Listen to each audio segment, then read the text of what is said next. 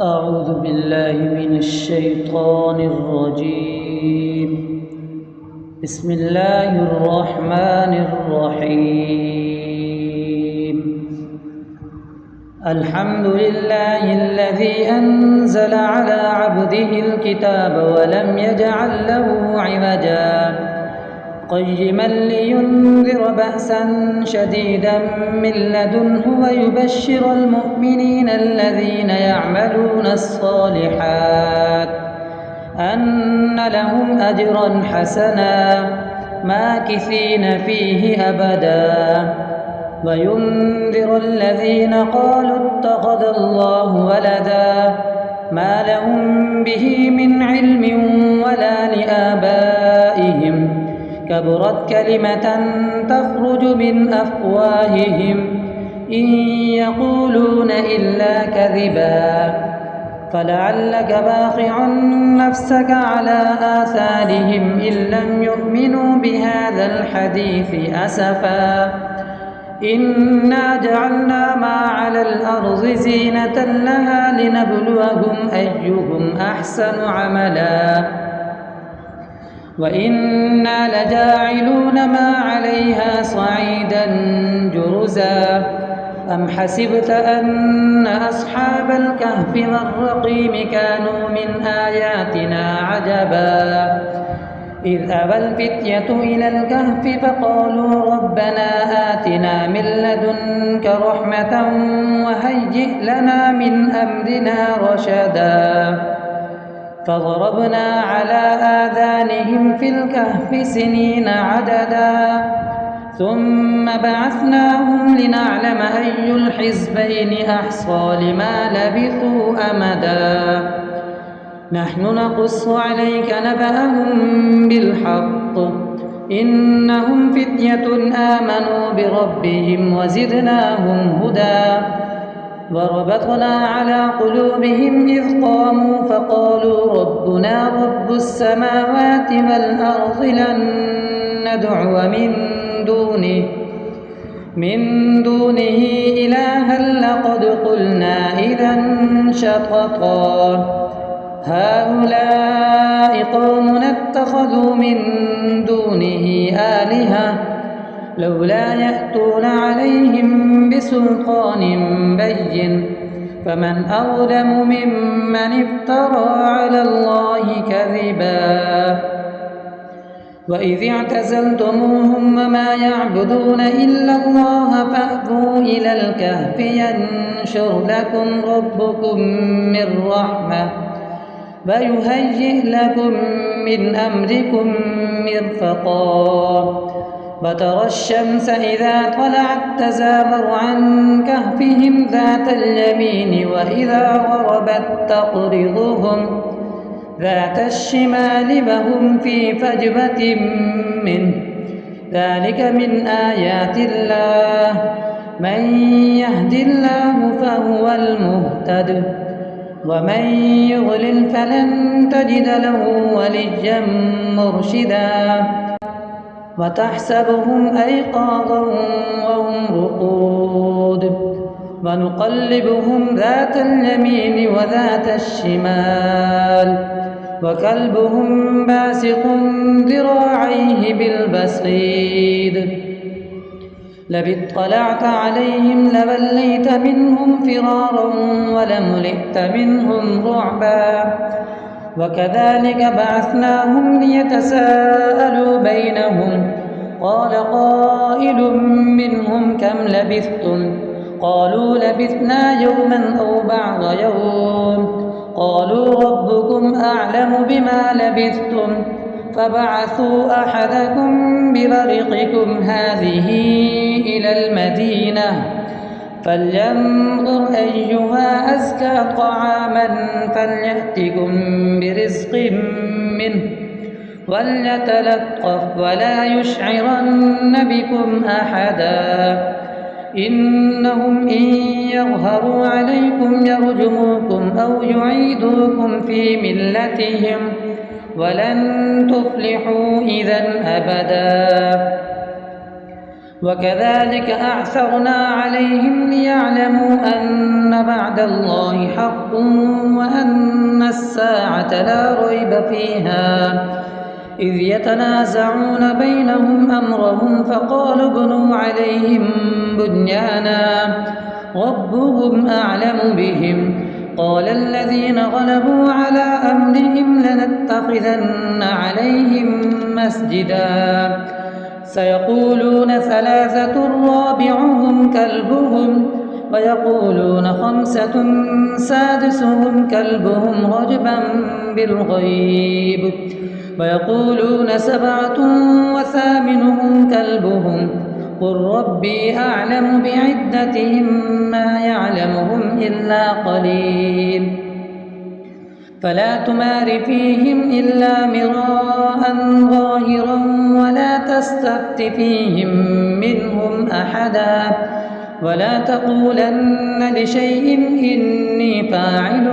ذلك غدا إلا أن يشاء الله واذكر ربك إذا نسيت فقل عسى أن يهديني ربي لأقرب من هذا رشدا ولبثوا في كهفهم 300 سنين فازدادوا 9 قل الله أعلم بما لبثوا له غيب السماوات والأرض أبصر به وأسمع ما لهم من دونه من ولي ولا يشرك في حكمه أحدا واتل ما أوحي إليك من كتاب ربك لا مبدل لكلماته ولن تجد من دونه ملتحدا واصبر نفسك مع الذين يدعون ربهم بالغداة والعشي يريدون وجهه ولا تعد عيناك عنهم تريد زينة الحياة الدنيا ولا تطع من أغفلنا قلبه عن ذكرنا واتبع هواه وكان أمره فرطا وقل الحق من ربكم فمن شاء فليؤمن ومن شاء فليكفر إنا أعتدنا للظالمين نارا أحاط بهم سرادقها وإن يستغيثوا يغاثوا بماء كالمهل يشفي الوجوه بئس الشراب وساءت مرتفقا إن الذين آمنوا وعملوا الصالحات إنا لا نضيع أجر من أحسن عملا أولئك لهم جنات عدن تجري من تحتها الأنهار يحلون فيها من أسابر من ذهب ويلبسون ثيابا خضرا من سندس واستبرق متكئين فيها على الأرائك نعم الثواب وحسنت مرتفقا واضرب لهم مثل الرجلين جعلنا لأحدهما جنتين من أعناب وحففناهما بنخل وجعلنا بينهما زرعا كلتا الجنتين آتت أكلها فلم تظلم منه شيئا وفجرنا خلالهما نهرا وكان له ثمر فقال لصاحبه وهو يحاوره أنا أكثر منك مالا وأعز نفرا ودخل جنته وهو ظالم لنفسه قال ما أظن أن تبيد هذه أبدا وما أظن الساعة قائمة ولئن رددت إلى ربي لأجدن خيرا منها منقلبا قال له صاحبه وهو يحاوره أكفرت بالذي خلقك من تراب ثم من نطفة ثم سواك رجلا لكن هو الله ربي ولا أشرك بربي أحدا ولولا إذ دخلت جنتك قلت ما شاء الله لا قوة إلا بالله إن ترني أنا أقل منك مالا وبلدا فعسى ربي أن يؤتي يؤتين خيرا من جنتك فيرسل عليها حسبانا من السماء فتصبح صعيدا زلقا، أو يصبح ماؤها غورا فلن تستطيع له طلبا، وأحيط بثمره فأصبح يقلب كفيه على ما أنفق فيها وهي خاوية على عروشها ويقول يا ليتني لم أشرك بربي أحدا، ولم تكن له فئة ينصرونه من دون الله وما كان منتصرا. هنالك الولاية لله الحق، هو خير ثوابا وخير عقبا.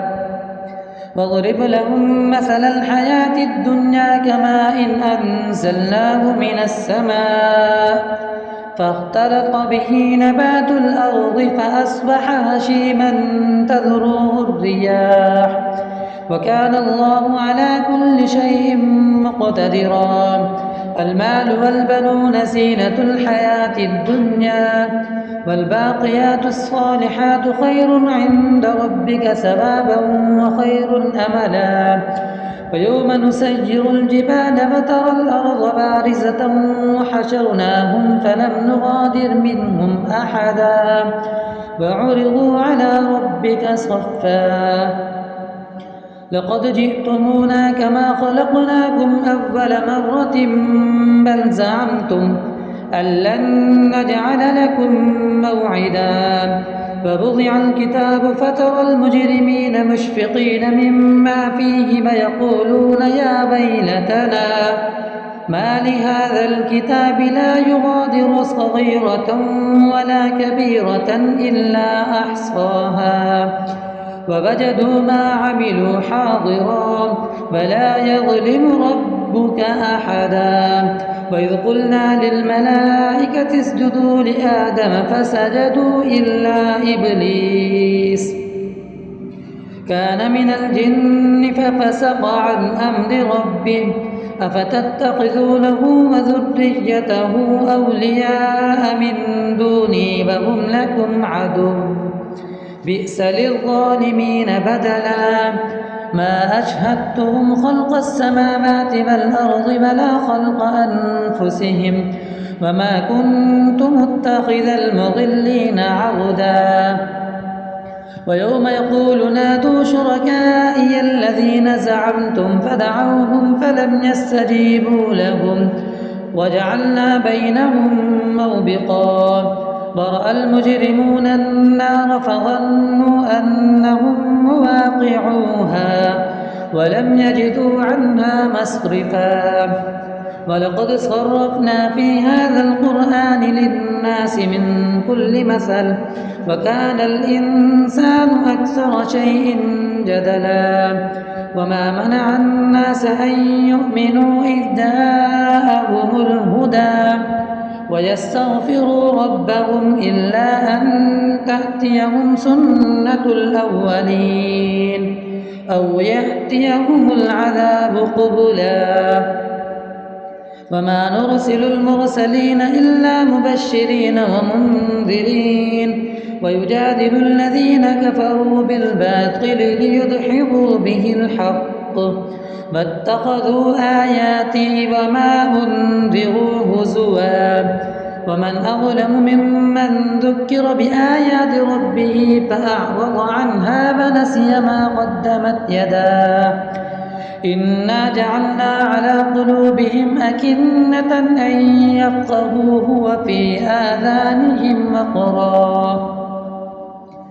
وإن تدعوهم إلى الهدى فلن يهتدوا إذا أبدا. وربك الغفور ذو الرحمة لو يؤاخذهم بما كسبوا لعجل لهم العذاب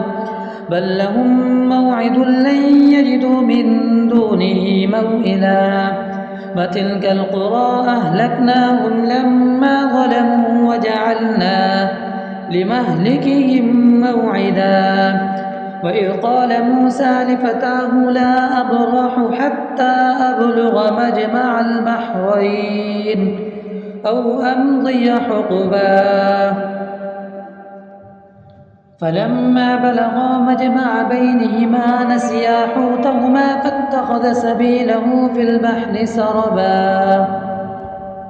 فلما جاوزا قال لفتاه آتنا غداءنا لقد لقينا من سفرنا هذا نصبا قال أرأيت إذ أوينا إلى الصخرة فإني نسيت الحوت وما أنسانيه إلا الشيطان أن أذكره واتخذ سبيله في البحر عجبا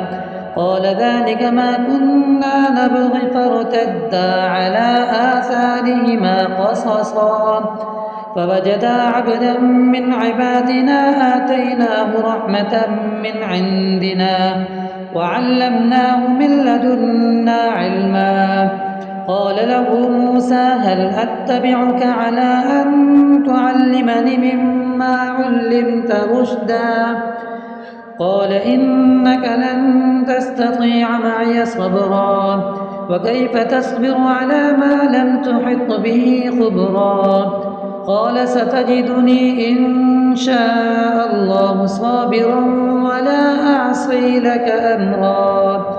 قال فإن اتبعتني فلا تسألني عن شيء حتى أحدث لك منه ذكرا فانطلقا حتى إذا ركبا في السفينة خرقها قال أخرقتها لتغرق أهلها لقد جئت شيئا إمرا قال ألم أقل لك إنك لن تستطيع معي صبرا قال لا تؤاخذني بما نسيت ولا ترهقني من أمري عسرا فانطلقا حتى إذا لقيا غلاما فقتله قال أقتلت نفسا زكية بغير نفس لقد جئت شيئا نكرا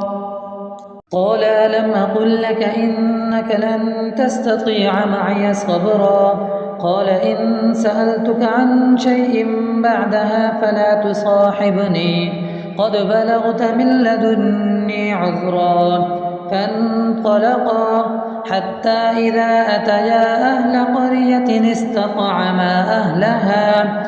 فأبوا أن يضيفوهما فوجدا فيها جدارا يريد أن ينقض فأقامه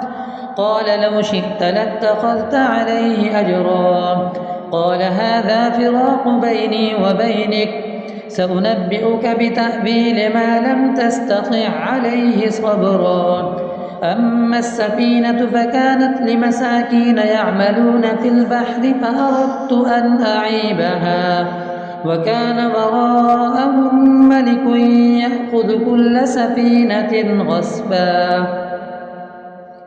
وأما الغلام فكان أبواه مؤمنين فخشينا أن يرهقهما طغيانا وكفرا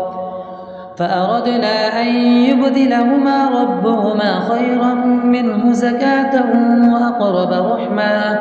وأما الجدار فكان لغلامين يتيمين في المدينة وكان تحته كنز لهما وكان أبوهما صالحا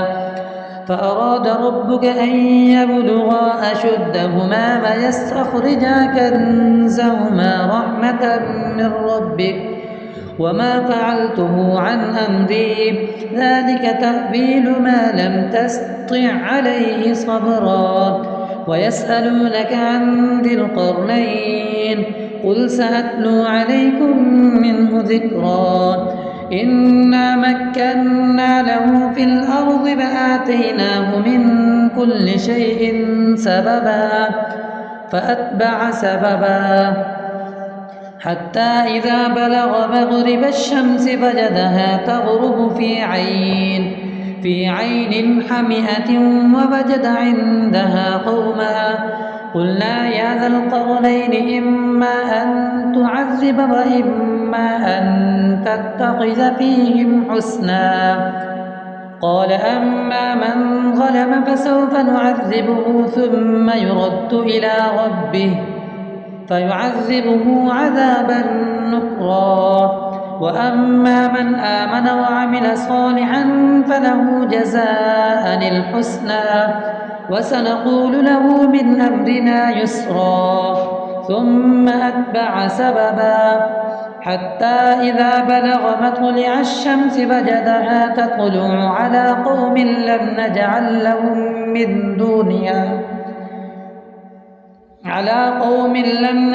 لهم من دونها سترا كذلك وقد أحطنا بما لديه خبرا ثم أتبع سببا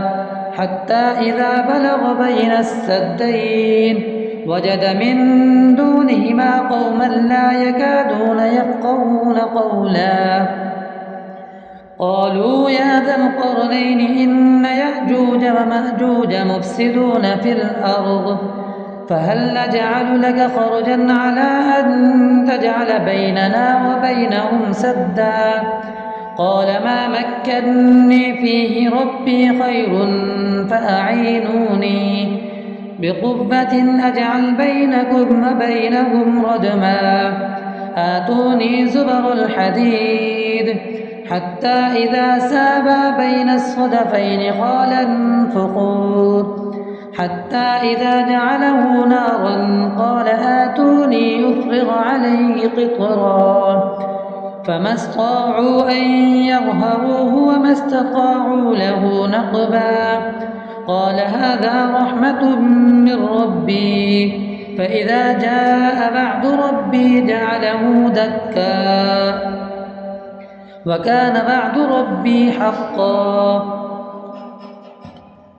وتركنا بعضهم يومئذ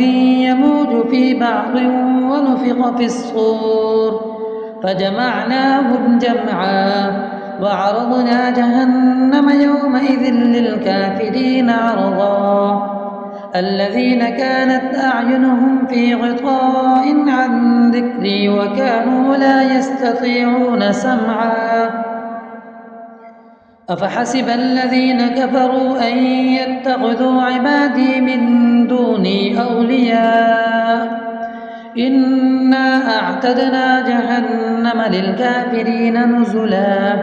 قل هل ننبئكم بالأخسرين أعمالا الذين ضل سعيهم في الحياة الدنيا وهم يحسبون أنهم يحسنون صنعا أولئك الذين كفروا بآيات ربهم ولقائه فحبطت أعمالهم فلا نقيم لهم يوم القيامة وزنا ذلك جزاؤهم جهنم بما كفروا واتخذوا آياتي ورسلي هزوا إن الذين آمنوا وعملوا الصالحات كانت لهم جنات الفردوس نزلا خالدين فيها لا يبغون عنها حبلا قل لو كان البحر مدادا لكلمات ربي لنفد البحر قبل أن تنفد كلمات ربي ولو جئنا بمثله مددا قل إنما أنا بشر مثلكم يوحى إلي أنما إلهكم إله واحد فمن كان يرجو لقاء ربه فليعمل عملا صالحا ولا يشرك بعبادة ربه أحدا.